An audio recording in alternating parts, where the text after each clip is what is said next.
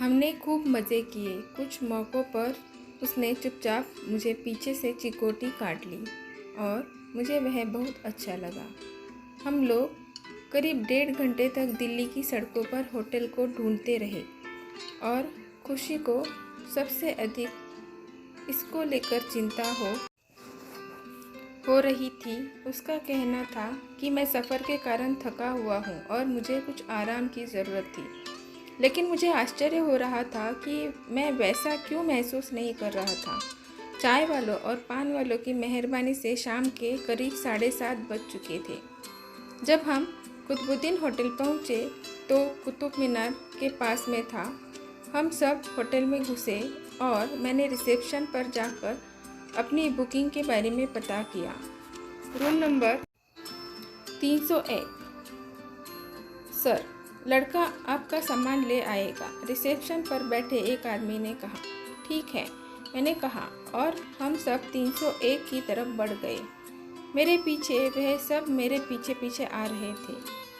नीरू और गिरीश आपस में फुसफुसा कर कुछ बातें कर रहे थे कि तभी खुशी ने मुझसे बड़ी विनम्रता से कहा, क्या तुम थोड़ा धीरे चल सकते हो? तुमने पीछे छोड़ दिया है। और तब मुझे समझ आया कि लोग क्यों कहते हैं कि लड़कियां लड़कों से अधिक परिपक्व होती हैं। मैं बेवकूफ़ था। पहले मैंने उसे टैक्सी में पिछली सीट पर छोड़ दिया और खुद आकर बैठ गया, और यहाँ भी मैं उसको पीछे छोड़कर अकेला चला जा रहा था। मैं थोड़ा घबराने लगा। मैं नहीं जानता था कि इस तरह के हालात में कैसे निपटा जाए। मैं पहली बार ही बॉयफ्रेंड बना था। रोमांस के स्कूल में एकदम नया था। भगवान मेरी मदद कीजिए, मैं फुसफुसाया और धीरे चलने लगा। वह मेरे नज़दीक आते हुए बोली, अब तुम अकेले नहीं हो, तुम्हारे जीवन में एक लड़की है, इसीलिए उसके साथ साथ चलो। हमारे पीछे गिरीश और नीलू हंस रहे थे। क्या वे हमें कुछ देर के लिए अकेले नहीं छोड़ सकते? मैंने सोचा, लेकिन वे मेरे ख्यालों को किस तरह सुन सकते थे? वे हमारा पीछा करते रहे। हम 301 में आ गए थे। मैंने कमरे का दरवाज़ा खोला और हम अंदर चले गए। कमरे में खूब अच्छी तरह से रोशनी की गई थी। एक छोटा सा टेबल, एक टेलीफोन और एक गुलदान दोनों बिस्तरों को अलग कर रहा था। बिस्तर पर चादर भी बिछी थी। बेड की दूसरी तरफ टीवी सेट के पास एक टेलीफोन डायरेक्टरी और एक मेनू रखा था। हमारे सामने की दीवार पर एक विशाल शीशा लगा था जिसमें पूरा कमरा दिखाई दे रहा था। वे दोनों बेड और दरवाजे के पास वाली अलमारी भी। शीशे की बगल में एक दरवाज़ा था जो बाथरूम में खुलता था। ये तो अच्छा है, मैंने घोषणा की। मेरे आसपास के सभी लोगों ने भी हामी भरी। फिर गिरीश ने कमरे का अच्छी तरह से निरीक्षण शुरू किया। वह हर चीज़ के बारे में बताने लगा कि क्या अच्छी है और क्या बुरी। जब उसका काम निपट गया तो मैंने कहा, थैंक्स गिरीश। उसने भी उसका जवाब दिया। उसके बाद मैं उससे बस एक सवाल पूछना चाहता था, भगवान के लिए तुम लोग हमें कब अकेला छोड़ोगे? वैसे मैं चुप ही रहा, इस उम्मीद में कि मेरी आंखें सारी बातें कह देंगी। और नीलू को आखिरकार यह बात समझ में आई कि उन्होंने हम लोगों को कुछ देर के लिए अकेला छोड़ देना चाहिए। वह गिरीश के कान में फुसफुसाई और पता नहीं क्यों कि तीनों ने एक दूसरे को देखा और मुस्कुराने लगे। वे मजाक नहीं उड़ा रहे हैं। हम लोग पास ही कुछ खाने जा रहे हैं। अगर आप लोग चाहते हैं तो हम आपके लिए भी कुछ ला सकते हैं, गिरीश ने नीचे के दरवाजे की तरफ बढ़ते हुए कहा।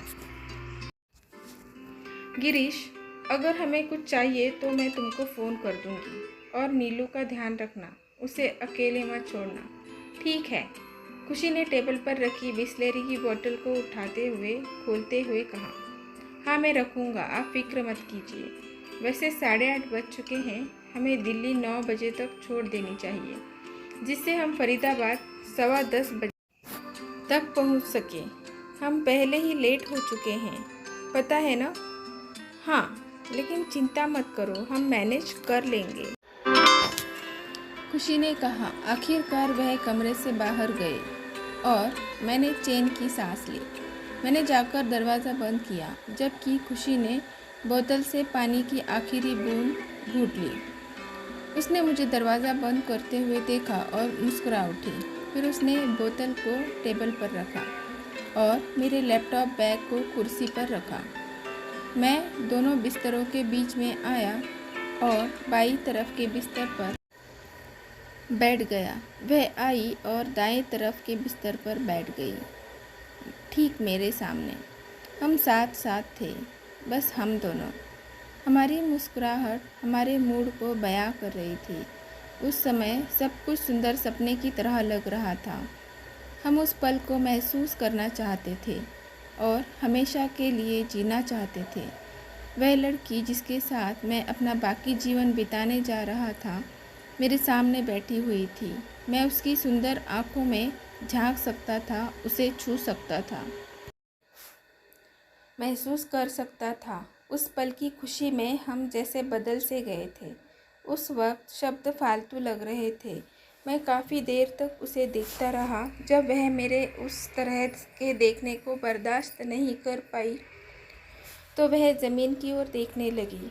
उसकी गर्दन झुक रही थी और उसके खूबसूरत बालों की लटें कंधों के सामने की ओर गिर रही थी।